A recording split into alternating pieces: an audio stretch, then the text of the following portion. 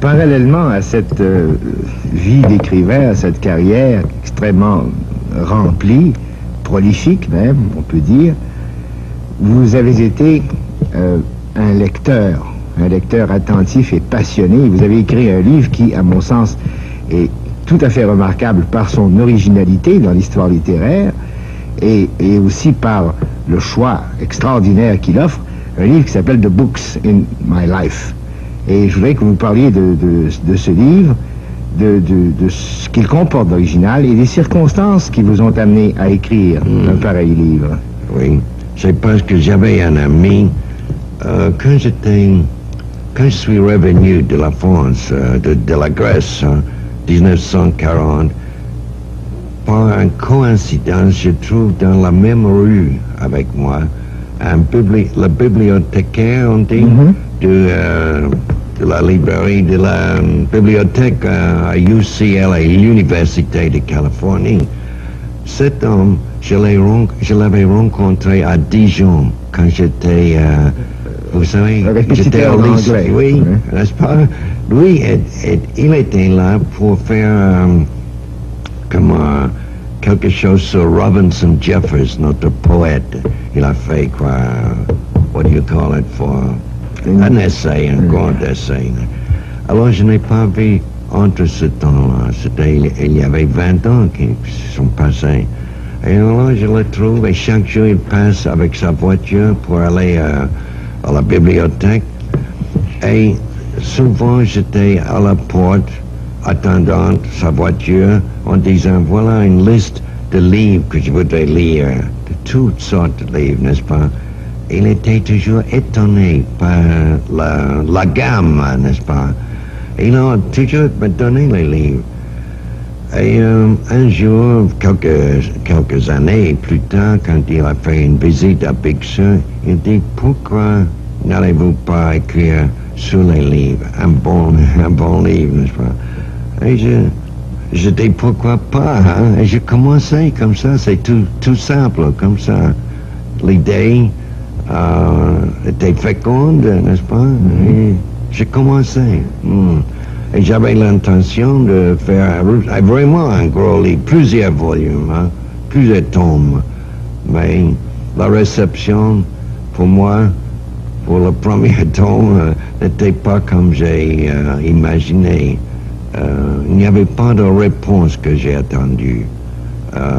Vous ne parlez pas du nombre d'exemplaires vendus, mais des lettres et la réception chez les critiques.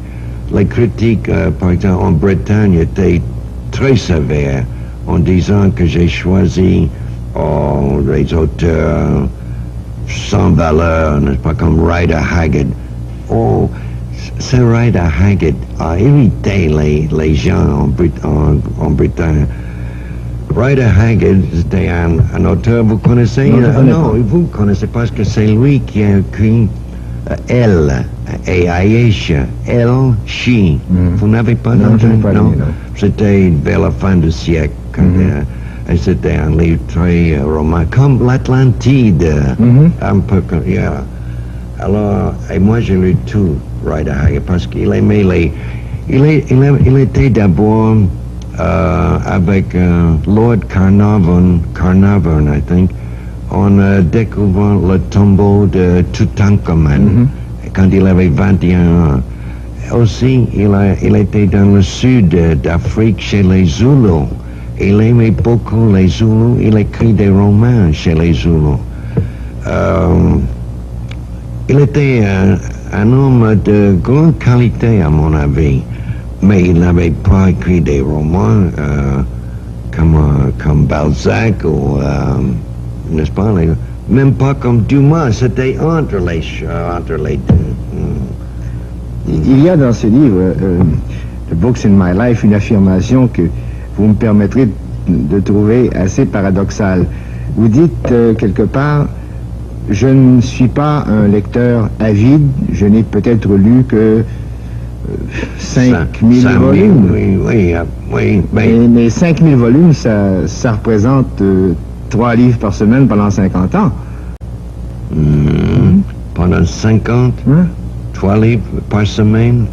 vous calculez mieux que moi. Mais j'ai des amis, par exemple, le censeur chez nous. Le censeur. Le censeur américain, Oui, oui. Huntington Cairns. Il m'a dit, un jour, j'ai demandé combien de livres avez-vous lu à votre avis. Il dit peut-être 100 000. 100 000. Et j'ai connu un professeur aussi dans une université. Il dit la même chose, 100 000. Ça, c'est beaucoup. Ça. Est-ce que c'est beaucoup trop? Beaucoup trop, oui, oui.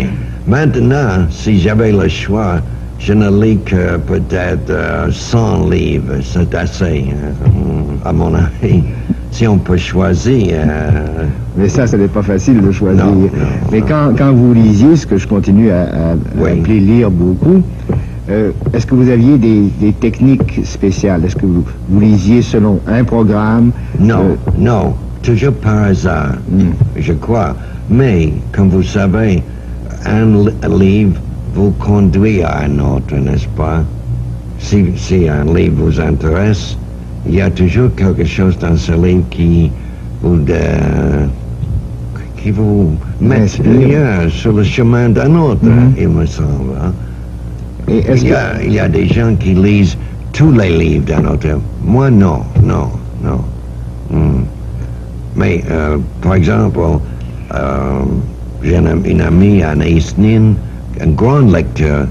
Quand elle était jeune, c'est à 15 ans, elle disait, pourquoi choisir les livres? Je vais commencer avec A jusqu'à Z.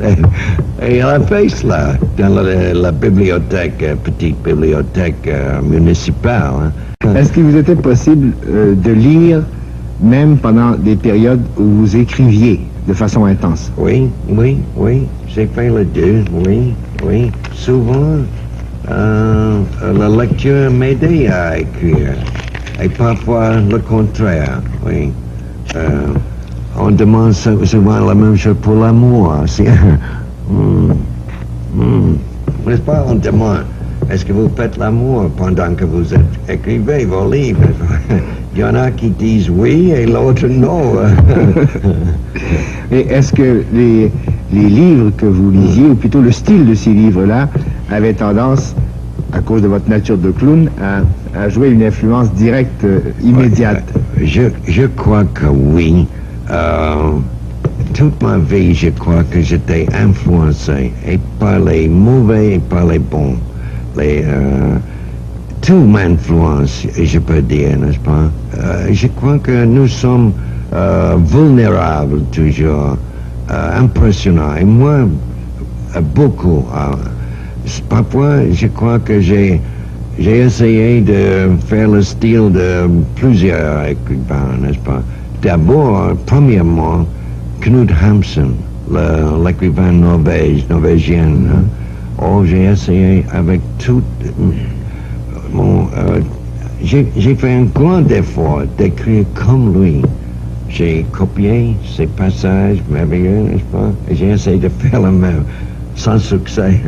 On ne peut être, c'est ce qu'on va découvrir, on ne peut pas être que ce que vous êtes, n'est-ce pas? It's hopeless to be somebody else.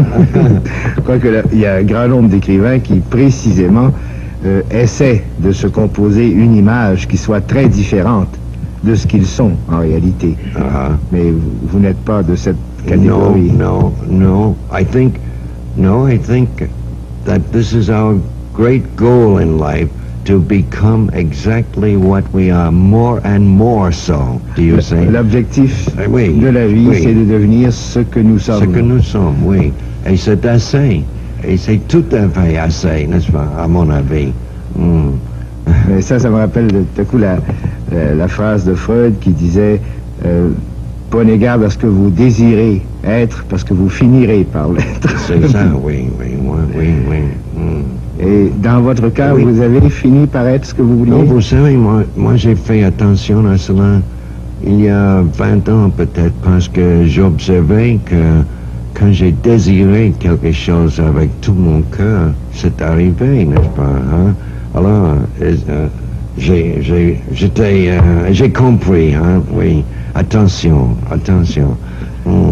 Et même à Big Sur, chaque matin, quand je me lève, le Pacifique était devant moi. Je suis allé faire pipi dans la falaise, là, l'horizon, l'aube commence, par le soleil se lève. Et moi, j'ai fait une sorte de bénisson pour tout le monde. Et mes ennemis aussi. Mais je n'ai jamais demandé quelque chose. N'est-ce pas? D'abord, peut-être, je ne crois pas, mais je n'ai aucune idée s'il y a un Dieu, non. Mais quand même, on peut faire une imploration comme ça pour les autres. Hein? Et c'était pendant la guerre. Et j'ai dit, aider les deux, n'est-ce pas? Les ennemis aussi.